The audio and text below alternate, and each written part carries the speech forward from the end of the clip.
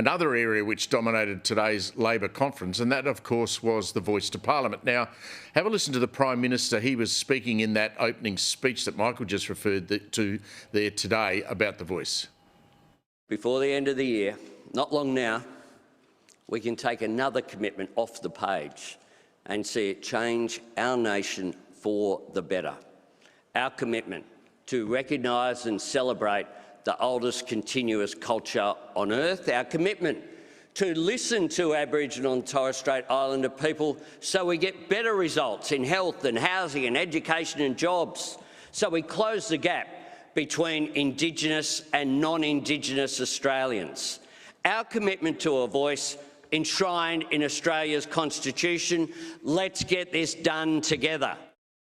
This all comes, of course, after the Prime Minister, Anthony Albanese's shock admission, and I think that's the way to describe it yesterday or in a podcast this week, that he had not read the longer version of the Uluru Statement from the Heart. So joining me now is Shadow Indigenous Affairs Minister Jacinta Price, who's doing such a great job on the No campaign. Can I just ask you before we get into that, we've had this bloke, Marcus Stewart, disgracefully insulting you during the week. I know you were on radio speaking about this morning. What do you make of someone like him? I just feel like individuals like this, they don't know how to play the ball instead of the person. You know, they don't know how to argue their case effectively enough to convince Australians, obviously, to support their proposal. So they get frustrated and they want to take aim at someone like myself. And, you know, it's not the first time that I've been publicly and horribly attacked by, you know, an Indigenous man in a powerful position. It's probably not going to be the last time I am either. But, you know, it's ridiculous. And like I said previously, I always fought for my mob in the bush to have the same sorts of opportunities as Mr. Stewart has had. He is very, very privileged, you know, to have private home ownership and also a couple of other properties that help him along with his privilege, but also to hold very significant positions. And, you know, perhaps it is another concern of his that, you know, the organisations that he's been involved in, if an inquiry were to take place, it would mean that he might have to do some work and or you know, prove the worth of the funding that the organisations get that he's involved with.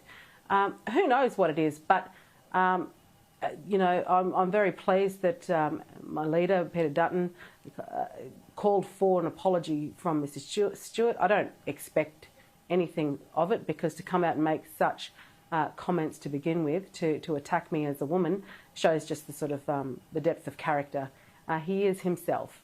But a big man would apologise. I don't expect he's probably going to either. Look, I know you're tough. You need to be to do what you're doing, but that sort of abuse must hurt. And you know, it also involved your mother and other members of your family. I mean, surely, just because you are a strong woman advocating brilliantly a strong case, your family doesn't deserve to be attacked like that. No. And you know what, Steve? Today I attended the funeral of a remarkable woman in our community, MK Turner, who was a nana to myself. She had a state funeral. She was one of these women that brought people together throughout our community, right across. She was an interpreter, she was an author, she was a translator, she was a woman that taught culture so that everybody would understand Indigenous, non-Indigenous. She was a bridge builder, and there were hundreds of people there today. And some of those people from the community, some of which from my family, don't necessarily agree with me.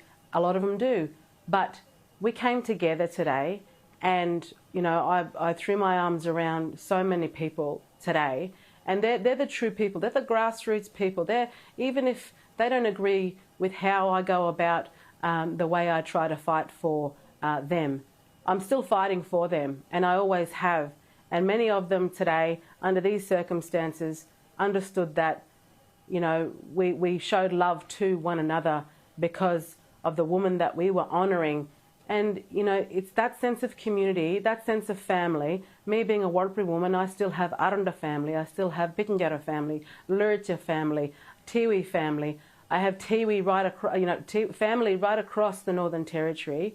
And that today was just a reminder, certainly for me, of the importance of those connections and the way that we come together as a community, you know, when we need to. That love does exist. And I would urge, you know, people like Marcus Stewart, if you want to see what it's really all about, come and visit my neck of the woods. Come and see for yourself. You can stand there and you can throw darts from your ivory tower, but you don't have a clue as to what's going on the ground. And that's what I would say.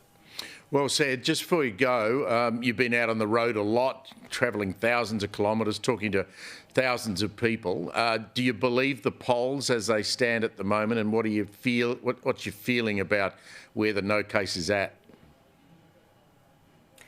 Yeah, look, I had a wonderful evening the other evening in Toowoomba on Monday night, where 1,495 people came to hear the no case, came because I was there in Toowoomba, because my, you know, my great colleague Garth Hamilton invited the community along, and they responded. They responded very openly, and I think they demonstrate exactly what the feeling is, what the sentiment is throughout Australia, particularly in regional Australia, and that Australians don't want to be divided along the lines of race, and that certainly the Prime Minister is not doing himself any favours trying to promote the Yes campaign, not even knowing the detail as to what's going on. And Australians can see it for itself, and that's why the polls are the way they are at the moment.